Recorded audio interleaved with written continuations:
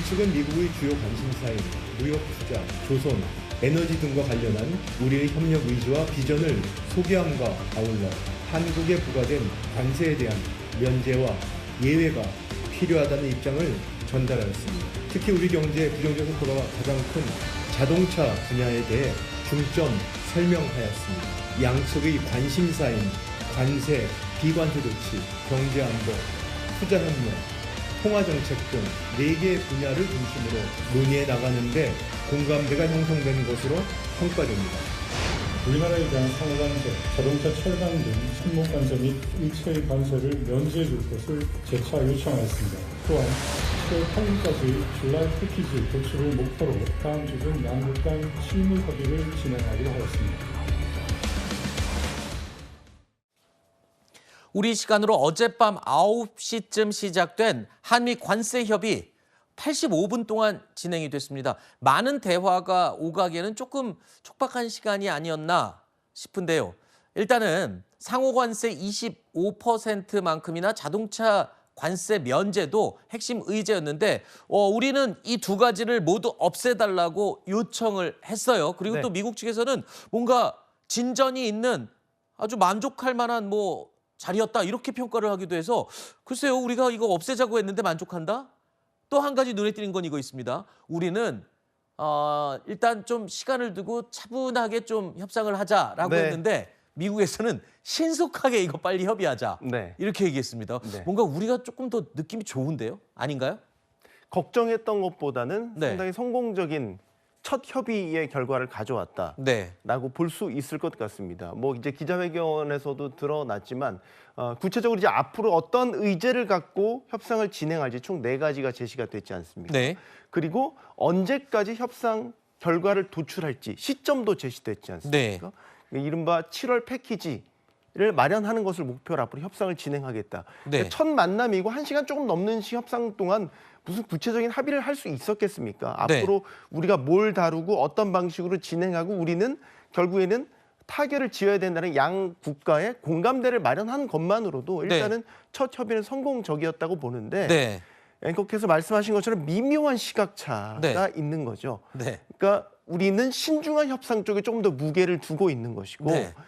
이제 베센트 장관의 말을 들어보면 이르면 다음 달 안에 또 합의에 이를 수 있을 네. 것 같다라는 좀 속도에 무게를 좀 두고 있는 것이고. 교수님이 저번에 그 얘기 하셨잖아요. 네. 협상할 때 시간이 쫓기는 사람이 불리한 거라고. 트럼프가 요즘 좀 쫓기는 것 같다고. 네. 그래서 미국은 지금 이 5개 우선 협상 국가를 대상으로 만족할 만한 성과를 보여줘야 아하. 자신들이 지금 추진하고 있는 관세 정책의 정당성을 확보할 수 있다라는 아하. 측면에서 우리에게도 협상을 너무 길게 가져가지 말고 빨리 성과를 낼 수 있는 부분부터 좁혀가자 이런 식의 안을 제시를 한 거죠. 네. 근데 이제 우리는 우리의 정치 일정이 있고 여러 내부적인 복합 상황이 있기 때문에 네. 우린 좀 신중하자라는 그렇죠. 쪽으로 얘기를 하고 있는 거고요. 이건 성급하게 할 일이 아닌 것 같습니다. 그렇죠. 네. 자, 그리고 예상했던 대로 알래스카 LNG 개발 투자하라고 우리한테 요구하는 게 나왔고요. 네. 예측했지 않습니까? 그리고 네. 또 두 번째가 조선업. 우리나라가 또 세계적인 조선업 최고 1위 국가 아닙니까? 맞습니다. 여기에 또 투자, 우리의 도움을 얻을 것을 또 요청을 하는 목소리가 있었고. 근데 가장 걱정됐던 방위비 얘기가 빠졌다고 해요. 네. 그건 이제 트럼프 대통령이 직접 협상장에 등장할 거냐 안 할 거냐와도 연계가 돼 있었던 거죠. 근데 이번엔 안 나왔어요. 일본이랑 할 때는 나왔는데 우리랑 할 때는 트럼프가 안 나서네요. 일단 노르웨이 총리와의 양자 회담도 있었지만 네. 협상장도 좀 이제 거리가 있었고요. 그다음에 일본에서 이미 깜짝 등장을 해서 등장 효과를 이미 봤지 않습니까? 네. 그래서 이제 한국에 만약에 또 등장하게 된다면 좀 신선함이 떨어지는 면도 있는 거죠. 네. 그런데 중요한 건 이거 같습니다. 방위비 분담금 의제를 왜 안 꺼냈을까? 네. 앞서도 말씀드렸지만 좀 조기의 성과를 내기 바라는 미국 측의 입장에서는 아하. 방위비 분담금 카드까지 만약에 패키지 딜 안으로 가지고 오려고 한다면 이건 좁혀지지가 않을 수 있다. 협상 기간이 너무 길어질 것을 우려해서 네. 우리는 원래 투트랙을 전략을 목표로 가지고 있었기 때문에 네. 우리 측의 의도대로 들어와 준 것으로 보입니다. 조금 전에 우리 교수님 얘기 들으신 것처럼 2대2 협의에 참석했던 미국 재무장관은요. 생각보다 진행이 좀 빠르다. 그러면서 좀 더 속도를 내자 이런 식의 압박을 했는데 우리 정부는 서두를 생각이 없다라면서 신중하고 차분하게 하겠다라면서 다시 한번 선을 그었습니다. 직접 들어보시죠. We had a very successful bilateral meeting with the Republic of South Korea today. We may be moving faster than I thought. We will be talking technical terms as early as next week as we reach an agreement on understanding as soon as next week. So South Koreans came early. They came with their A game. We will see if they follow through on that. 한편 우리 측은 한국의 정치 일정과 국회와의 협력 필요성 등 앞으로 협의에 있어 다양한 고려 사항이 있음을 설명하고 이에 대한 미 측의 이해를 요청하였습니다. 최상목 장관은 한국의 지금 정치적인 상황을 좀 고려해달라고 요청을 했는데요.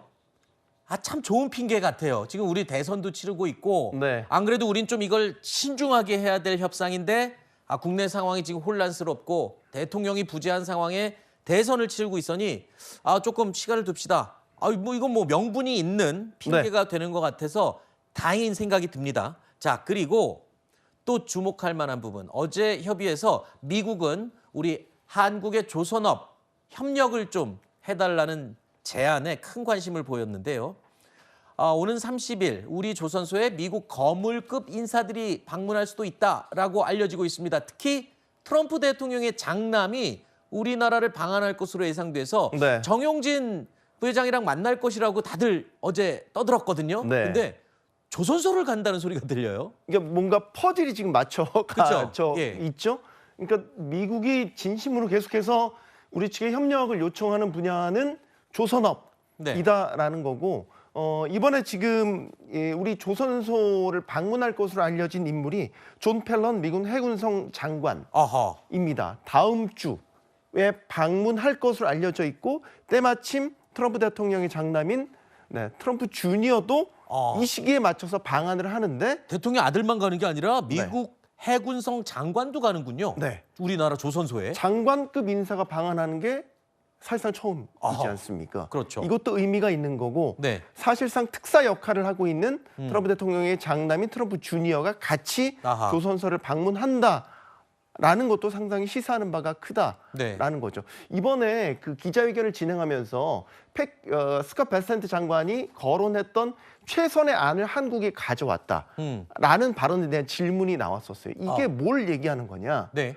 라고 했더니 바로 조선업 협력에 대한 이야기였다라는 거죠. 그러니까 우리가 상호관세와 자동차 관세 같은 거 양부를 끌어내기 위해서 카드를 제시한 게 뭐 LNG 투자 프로젝트도 있지만 이 조선업과의 협력 이 부분을 카드로 꺼내 들었는데 여기에 미국 측이 상당한 만족감을 표했다는 것으로 볼 수 있기 때문에 앞으로 한국과 미국의 조선업 협력은 상당히 탄력을 받을 수 있지 않을까 이렇게 예상이 됩니다. 네.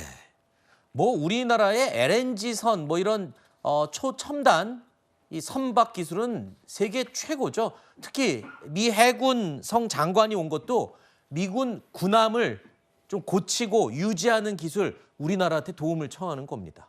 자, 미국 워싱턴 상황도 하나 짚어보겠습니다. 최근에 트럼프 대통령과 테슬라의 CEO죠. 일론 머스크가 드디어 이제 브로맨스를 깨고 헤어질 결심을 했다는 소리가 들리고 있습니다. 두 사람의 목소리 들어보시죠. I'll continue to spend, a day or two per week on government matters for as long as the president would like me to do so. Starting next month, I'll be allocating far more of my time to Tesla.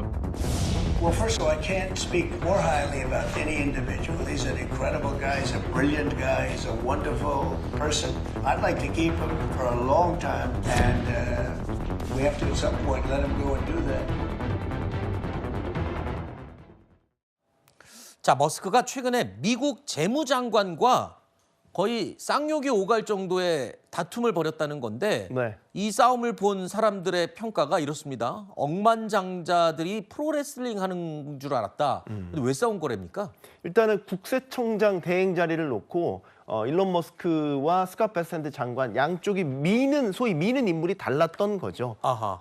그런데 결국 트럼프는 뭐 베센트의 손을 들어주긴 했습니다. 네. 결과적으로 보면. 근데 이제 인선 과정에서 이런 식의 갈등을 겪은 것이고 소위 F가 들어가는 욕까지 할 정도로 굉장히 수위 높은 충돌이 있었다라는 거고 이 두 사람의 악연은 사실 스캇 베센트 장관이 재무부 장관으로 지명되기 이전부터 인선 과정에서 여러 차례 잡음이 있었던 것으로 알려져 있지 않습니까?